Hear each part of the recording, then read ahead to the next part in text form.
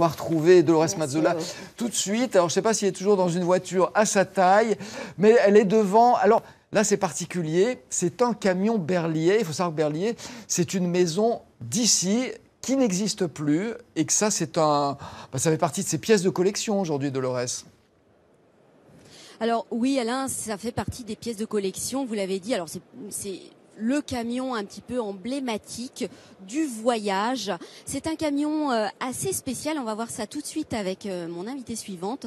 C'est un camion qui a été restauré grâce à la Fondation Berliet, qui est une fondation, un conservatoire. On va voir ça tout de suite avec Monique Chapelle, qui est vice-présidente de la Fondation Berliet. Vous allez voir, elle va tout nous expliquer. Alors, Monique Chapelle, bonjour. Bonjour. Merci de nous accueillir sur le stand de la Fondation Berliet ici à Lyon. Et alors, ce camion exceptionnel, il a 6 roues. C'est pour ça que je tenais à vous le présenter aujourd'hui. Expliquez-nous un peu quelle est sa particularité. Ce véhicule est un véhicule 6-4, c'est-à-dire que 2 essieux sont moteurs, ce qui veut donc dire une capacité de franchissement très forte.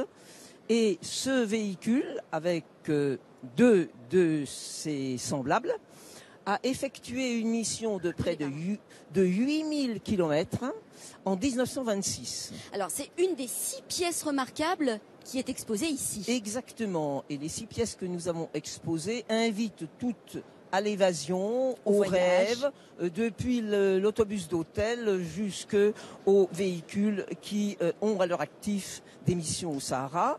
Celle-ci a été faite en 1926 avec un but très précis de montrer que le projet du chemin de fer transsaharien pouvait être abandonné. Or, c'était un véritable serpent de mer. Oui, il revenait de temps en temps. Et les 8000 km qui ont été effectués, sans difficulté, simplement quelques crevaisons. C'est tout. C'est tout.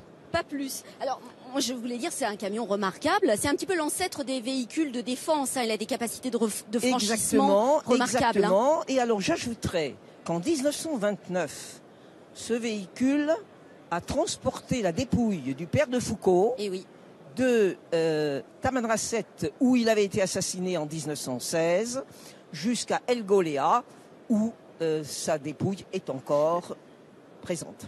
Alors, le père de Foucault, on ne reviendra pas dessus, mais c'est quelqu'un qui a eu une importance dans l'histoire, qui a été canonisé récemment aussi, je crois. Exactement, on en parle. Alors, on va aller voir une autre voiture, Alain. Une voiture, moi, qui me tient à cœur. C'est la voiture un petit peu préférée des sportifs de l'époque. On va s'approcher. Elle est très, très belle. C'est un Roadster. Le Roadster Cotin des Gouttes. Cotin des Gouttes, qui était une marque lyonnaise. C'est une marque lyonnaise qui était installée au Bachut. D'accord. Pierre Desgouttes, ancien ingénieur qui a travaillé chez Audibert et Lavirotte et chez Berliet, a fondé sa fabrique en 1904.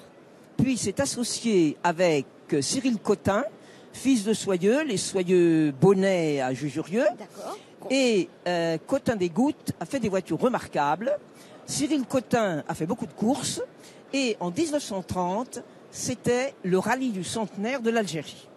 Et vous avez ainsi l'itinéraire. Et cette célébration, c'était 11 équipes de 4 voitures. Dont des voitures... Et parmi les marques, il y avait des gens comme Bugatti, comme des gens Citroën, Renault, Delage. Et le petit Cotin des Gouttes. Cotin des Gouttes. Eh bien, Cotin des Gouttes est arrivé le premier. Alors que c'était quasiment un inconnu. Ça n'était peut-être pas un inconnu, mais je pense que les paris allaient sur d'autres marques. Bien. Alors cette voiture, elle a été restaurée par la Fondation Berliet. Elle a été restaurée par la Fondation Berliet. Et cette voiture est une sans secousse type 1925. Alors pourquoi sans secousse? Sans secousse, tout simplement parce que les 4 roues sont munies de suspensions indépendantes. Et à l'époque, c'était un confort absolument remarquable. C'était une révolution en quelque sorte. Exactement. Malheureusement, Cotin des Gouttes s'est éteint avec la crise. S'est éteint avec la crise de 30-31 qui a affecté qui a coulé la marque lyonnaise et la France. Bon, écoutez, on va s'arrêter là pour l'instant. On va reprendre tout à l'heure en découvrant d'autres camions remarquables, d'autres véhicules remarquables. On se retrouve dans quelques minutes. Voilà, Alain, moi, c'est pas la sans secousse qu'il me faut, c'est la jamais contente. À tout à l'heure, Dolores.